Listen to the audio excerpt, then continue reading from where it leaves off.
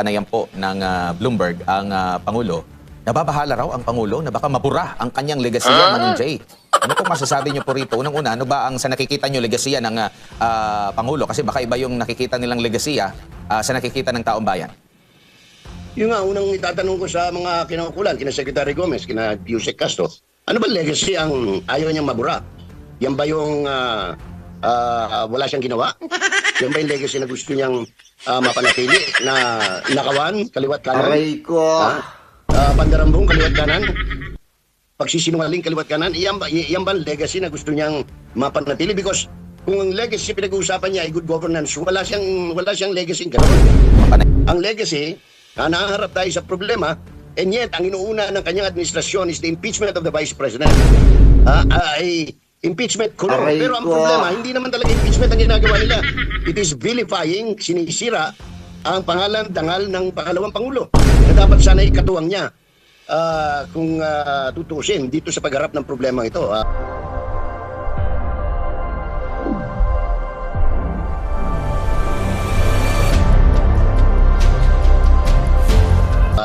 Admar.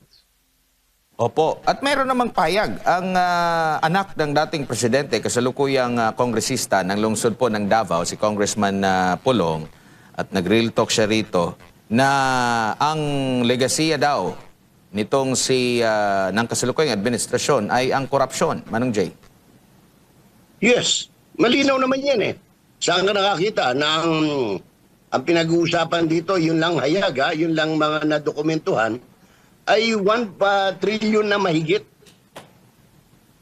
sa kasaysayan ng Pilipinas at sa buong mundo. Ngayon lang nangyari na ang corruption sa isang administrasyon ay lumampas sa billion threshold at umabot sa trillion threshold. Whether in dollars, in dinar, or in pesos, Admar. Grabe, talagang nakakahiya, no?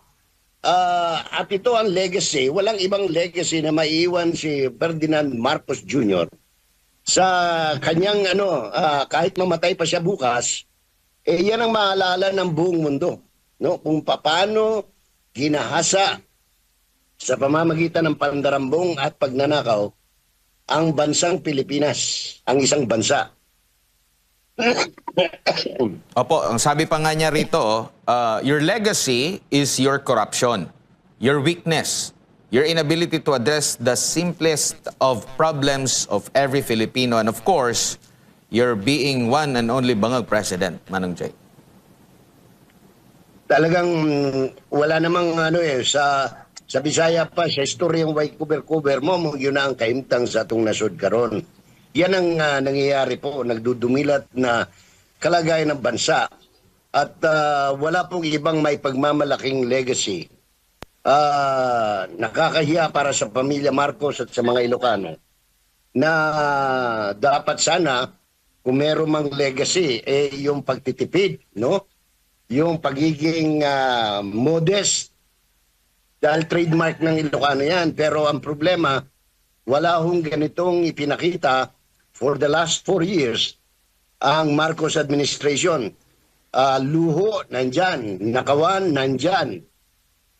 Kaya nga nagkaroon pa siya nagtayo pa siya ng ICI to supposed to be to investigate, but it was actually to cover the tracks of anong tawag nito, dahil malinaw naman wala naman talagang anong tawag nito, and up to now yan ang problema nila, Admar. Tuloy-tuloy yung corruption, even to the point of corrupting members of the House of Representatives na bumoto sa kasalukuyang impeachment. Unfortunately, that is their problem today.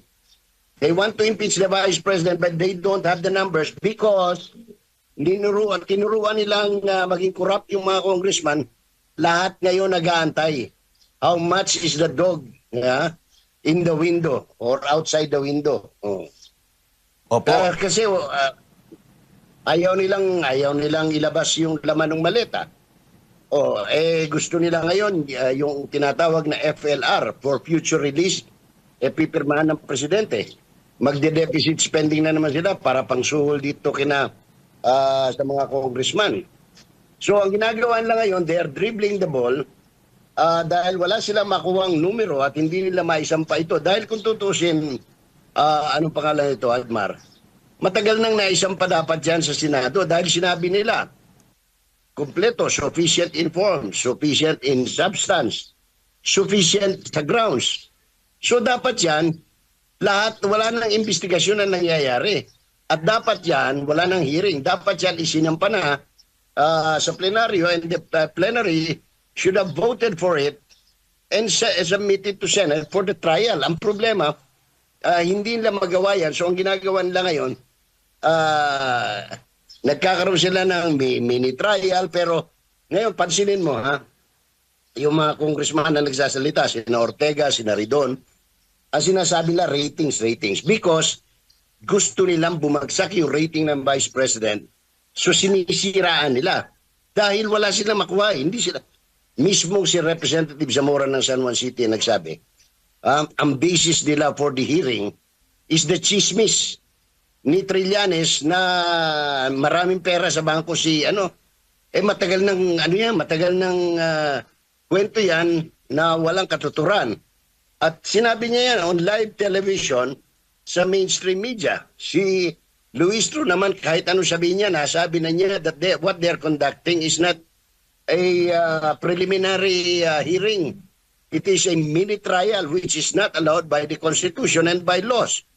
O ano sabi ni Congressman Flores nung kausap niya mismo tapat-tapatan yung mga mamamahayag sa telebisyon at sa radyo?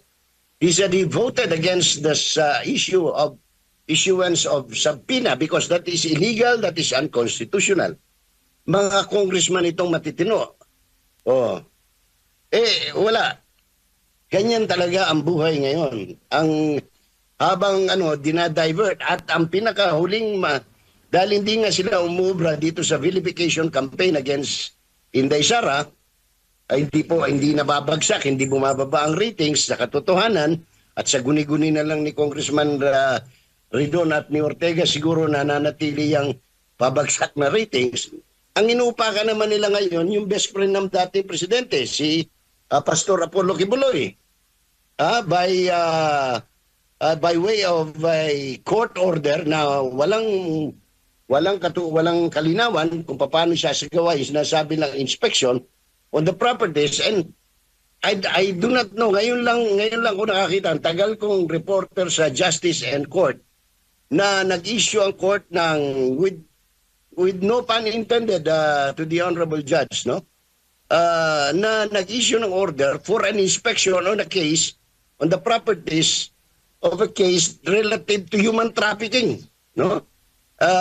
Kaya talagang mapapailing ka sa nangyayari ngayon to divert the attention of the public para against the flood control scandal corruption, no? Na umabot nga ng 1 trillion at saka itong problema natin ngayon sa langis at petroleum product, Admar.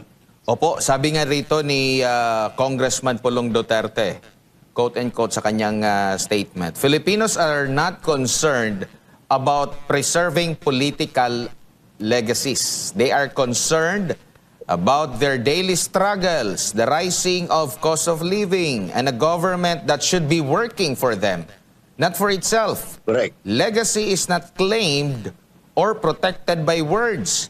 It is defined by actions and ultimately judged by the people. Sa nakalipas na administration, paano ba nalaman ng taong bayan, Manong Jay? Sa tingin mo, yung comparison natin, kasi parang dito, trying hard ba na, ito yung legacy ko, kaysa dito sa nakalipas na nagtrabaho lang at hayaan ng taong bayan na mag-formulate na, ito yung legacy ng dating administrasyon. Naramdam na hanggang sa kasalukuyan, pinapakita, lalo na nitong nakalipas na kaarawan ng dating Pangulo. Alam mo, ang problema kasi ng gobyerno ito, ng administrasyong ito, is masyadong obvious yung mga spin kung tawagin nila. So, pag wala kang ginagawa, sasabihin mo, eto yung mga ginagawa ko. Ito yung paninira sa akin. Ang problema, wala ka naman talagang ginagawa eh. Wala kang ginagawa. Pareho niyan, langis. Ano bang ginawa mo? Pinabayaan mong mag-increase ng doble, triple, yung mga oil companies Di ba? Pinabayaan mo sila. So, anong gagawin mo? Hindi, baka mabura yung legacy ko eh. Wala ka namang legacy iniiwan eh. Ang legacy, ang tao magsasabi nun, ito yung alaalang iniwan mo. Hindi ikaw magsasabi. Ano bang legacy mo?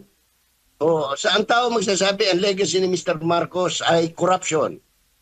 Nag-iwan siya dun sa panahon niya, in less than 4 years, ang nawala sa gobyerno, napunta sa kawat o sa corruption, ay almost 1.7 trillion pesos. Almost 2 trillion. Ang legacy mo ay nagpapasaka ng pambansang gastusin or national budget na hindi naman kayang kitain ng gobyerno. Nagpasaka 2026 budget which is almost 2 trillion short of the revenue that your revenue generating agencies can only come up. So anong gagawin mo? Mangungutang ka. Ang problema, kapareho niyan, ang kailangan mong i-raise is 1.7 trillion. How much have you loaned so far? For the last January, February, March, and April is only 60 million, a billion. Way past. Bakit? Wala nang gusto magpautang sa iyo eh. Wala kang credit to na eh. Wala nang naniniwala sa iyo sa madaling salita. So yan ang legacy na maiiwan niya. Unfortunately, for a country like the Philippines, who used to be an economic power in the 60s and 70s, ngayon, bulok tayo. Lamang pang Vietnam na tinulungan natin magtayo ng kanilang mga karsada after the war. No? Lamang na lamang ang South Korea na umiiyak noon at tumingin sa saklolo sa Pilipinas because we have one of the strongest armed forces in the whole of Asia at the time. Opo. So, wala. Anong legacy? Ang legacy mo ay pwede ko siguro sabihin, ang legacy ni Mr. Marcos Jr. is the continuation of the legacy ng kanyang pamilya na nasulat sa Guinness Book of World Record na korupsyon, nakawan, pandarambong. No? Unfortunately, because tama yung sinasabi ng marami, including Congressman Pulong. Ang problema ng Pilipino ngayon, sikmura. Paano siya kakain ng maayos? Paano niya mapapag-aral ang mga anak niya?